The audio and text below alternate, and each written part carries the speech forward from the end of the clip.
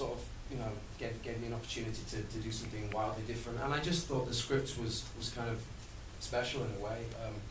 Just the dialogue was great, and Liam for me was sort of an amalgamation of the various people I knew growing up, and a few shady characters I perhaps knocked around with, and it just spoke to me, I guess.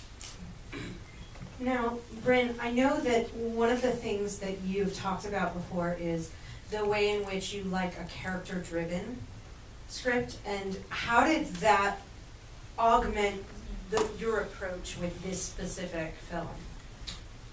Well, in very, very simple terms, I think all the really good films are character-driven. The story comes from within, the motivation is what drives the story. You can have as many loud bangs and shoot-em-ups or whatever, but if you don't care about it, then it doesn't work. I like this because I suppose it is, it's about outsiders in a way, which is always a nice territory. But actually it isn't. It's really about the sort of difficulties we all have encountered probably in our search for love. And it's also, I think, about in the character of Liam's case, how social or cultural norms can be forced upon people to the point where they're not able to be who they really are. And when that happens, then they get kind of bent out of shape and become potentially dangerous to be around. This is all like really nice stuff to do, who wouldn't want to do this in a way? It just meant that I think all the time we were working from a different basis in some senses, I suppose, in the way we talked about it and how we went about it. Because, it's got to be honest, it's got to be psychologically correct. But it wasn't easy because you're dealing with a story that eventually becomes an abusive relationship. And the issue of sort of why does the boy go back, stuff like that needed lots of careful thinking and handling. But lovely problems to have in a way, off the back of a very, very, I think, psychologically interesting script. And with that, you came at it with a documentarian almost approach in the style that we saw. How was that for you, Christian, working that way? It was great. It was very freeing, and the two camera operators that we had came from a documentary background, and the camera that we shot it on was a 5D, which essentially is a stills camera, but shoots, I think, a card can shoot 12 minutes of video at a time, and so with a 5D, it's kind of tricky to have a focus puller, so the operator has to pull focus too, which means there's fewer people in the room, and there's more, there's more freedom really, because it's not a case where you have to stop and take because the focus puller has to get focus marks, and you have to work out exactly where you're going to go or stand. You can do what you want to do in between action and cut, and rely on the fact that it's probably being photographed properly, because you have these very skilled documentary DPs that are used to operating and pulling focus. So it gives you freedom, and it meant that we were able to improvise and be as spontaneous as we could or as we wanted to be. What size crew did you end up working with? So I was going to say 2, I don't know why. Pretty small, I mean really it was, I don't know, 14 I think.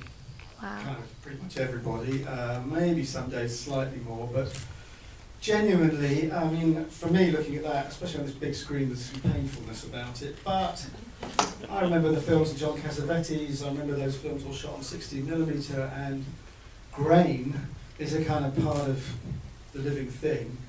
In fact, there was an interesting talk recently by a guy talking about the fact that everything's getting so clean now, the look of films, they're a bit dead, and I do find that. I think when you can see them struggling a bit, when we're right there in it, it draws you in, it makes the audience do a little more work, which is really nice, because I think the audience then gets more out of it, hopefully. It was about 14 people or thereabouts. I like that. Again, in a film like this, the spirit that comes out of that is we're making a film together, it's collaborative, people talk, we change ideas sometimes during the day, and we go into dodgy pubs for lunch. Yeah, it looked like you guys shot on location, right? So how was that experience? Because it seemed like there was a lot of running gun kind of shooting. How did the town work with you? Well, they weren't in guns, but they were nearby, I think. But Genuinely, I think it can inform the process. So, like when we were recceing it, there was a pub, not that one we used, but one right up the road, and we were recceing this place, and there was like rules: you can't go in and taking photographs because there are sort of types in there.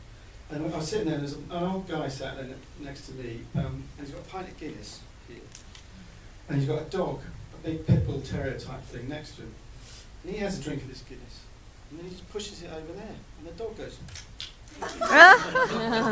Not kidding, right? That kind of sets the tone for a certain level of honesty, let's say.